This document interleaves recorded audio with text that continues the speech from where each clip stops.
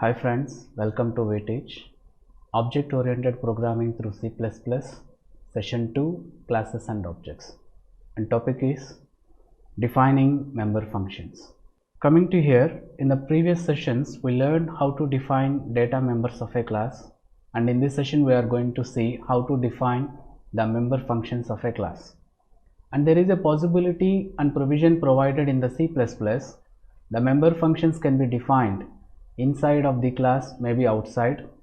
When we are defining the member functions inside, there is a possibility to define member function as a public member of the class, as a private member of the class, as well as protected member of the class. And what these member functions actually doing in the class when we are defining means, when we are applying operations on data and the data code may be defined in the form of a member functions inside or outside of the class. And the member functions defined inside the class can be treated as inline functions by compiler, because the function size, the member function size, if it is small in, then we define these member functions inside of the class. Otherwise, the function size may be in big size, then the member function should be defined outside of the class. And these are the some preliminary key points for member functions, and we see more. Coming to here, if the function defining outside of the class, the prototype declaration must be defined inside and the function definition should be outside of the class. And here the condition is that the member function should always be defined inside the class under public section may be possible, right? Next one, while defining the function outside of the class, we use the special operator called scope access operator or scope resolution operator. With the help of this scope access operator, we can call the member function when it is defined outside, when the control calls the function of the class, nothing but member function of the class. And that's why we define the member function prototype declaration inside the public section of the class. This is the reason. And when we define the function, member function outside of the class, and this scope access operator identifies this member function where it was defined in the program, and that function should be called at the time when the member function is called by the object of that particular class. As we know, the concept called object is a instance of a class that can be used to access the members of the class. Either it may be a data member or maybe a member function. This is the syntax we follow when we define this member function. Coming to the syntax that we use it to define the member function outside the class.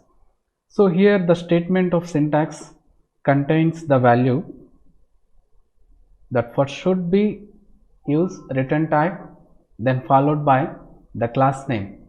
The member function belongs to which class, the class name has to be defined here. And with this scope access operator, we can access that function by giving the function name. Here the function name is used to call this member function with parameter list given for this member function. Here this scope access operator is used to identify where this member function defined in the program that is clearly outside of the class. Here coming to see the example here, the class name and function name should be separated by this scope access operator, and this class name should be preceded with the return type of the function. Here the return type is related to the member function that is defined for our class, and what is the return type of this one, that should be mentioned here in the syntax to define the member function outside the class, nothing but a function definition.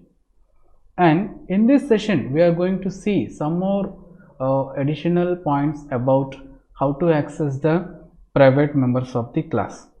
Here in the previous session we have seen already the public and private and protected members defined in the class mainly for data members, and how these members can be accessed, nothing but a data members can be accessed outside of the class, possible through only object of the class. In the same way, we already gone through the statement in the previous session that the private member variables cannot be accessed directly by the object outside of the class. So here in this session, we will see how these private members of a class can be accessed. That is also one of the points we are going to see in this session. Coming to the example program for member function defining inside the class. We already know the student class defined in the previous session. Coming to the example program of how this member function can be defined inside of the class. We already seen the same example in the previous session about the class student class.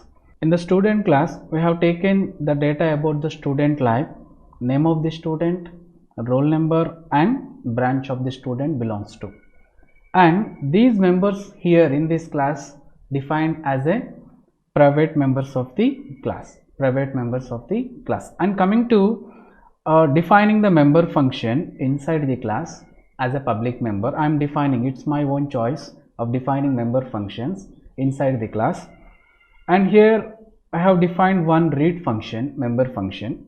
It is used to read the values that are defined as a data members of my student class, that is name, roll number and branch. And here this function, read function, member function, doing the task is assigning the values of these data members with the literals values like name as a vteach, roll number as 501 and branch as a CSC. And another member function defined here in the inside of the class, that it is show method. This function is used to display the values of these data members on the output screen. So this is the behavior of the student class and how these member functions are defined inside as a normal function. We already know the function properties, how to define a function. And coming to the main function, so here we need to define one object of this class called student. So small s, here it is a s is a object of student class, and I can use this object to access the public members of the student class directly. So I defined the two member functions void read and void show, these functions as a public members of class. Then I can allow to access directly through object of this class like this. So these are the two statements for how to access these member functions that are defined inside and can be accessed as a directly through the object. When these two functions are called and executed by the compiler and at runtime, and it gives output like this one. So this is the scenario how to define member function inside the class.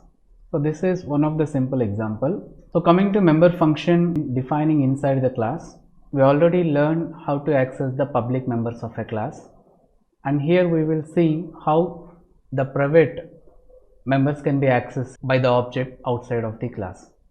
So here I am going to define a private member function, that it is member function defining inside the class under private section, and as the principle saying that through the object we cannot access this private member directly, but there is a possibility in the about member functions we can access this private member function through public member function. That is nothing but a nesting of a member function, nothing but defining or calling the member function inside of any member of public member function. So here it is the concept directly saying the key point as we can access the private member function through any public member function of its own class. So see the example program of this concept, how to access the private member function of the class. So see here in this program, already the same program I have taken, that is student class, and we are taking the data about student name, roll number and branch belongs to the student belongs to the branch.